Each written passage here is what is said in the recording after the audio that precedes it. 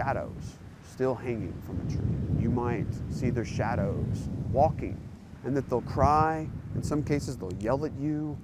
If you find yourself on this road behind Cameron Park sometime after the sun sets, you may see or hear what some say is a ghost from a violent tale. There are two versions of the Waco story, about horse thieves caught by a posse and then murdered. The legend goes that they caught the two brothers. The brothers claimed that they were innocent. Were they not? I don't know.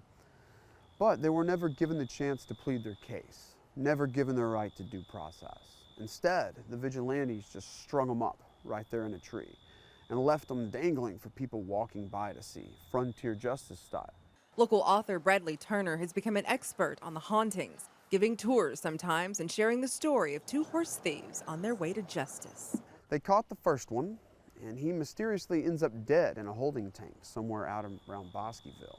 The second, hands bound, riding on the back of a horse, he and 3 members of a local posse who were escorting him into town that night claimed that they were ambushed. All that's known is the following morning, that one Lindsey brother was found with a bullet in his back, face down in Old Meridian Road.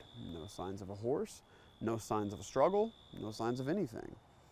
Old Meridian Road, now called Lindsey Hollow Road. Legend says that his ghost haunted the hollow to the point that it would run up and down, harassing people, especially at night whenever they would travel through. And if you don't see him, it's said you can hear the spurs on his boots roaming the road. But this is not just a tale. Turner says there could be some fact.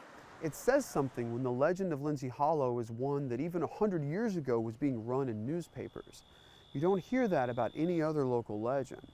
So it's significant that whenever they developed the houses in this area and the park in this area, that they still kept calling it Lindsey Hollow. Thad Hairston has lived in the park for more than a decade and in this house on Lindsey Hollow Road for about a year. In the park at night, it's a little spooky just because your mind starts to wander. But other than that, no, it's a great neighborhood, great neighbors. He even has a book that tells the stories of the Hollow.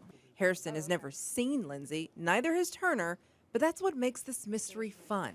And what's weird is I've never met anybody who's come to me and told me they've seen Lindsey, but they always know somebody who has. Turner says there's always a moral to any urban legend. For this one, don't go over there. Lindsey might meet you in his hollow. In Lindsey Hollow, KeSha Lopez, KWTX News 10.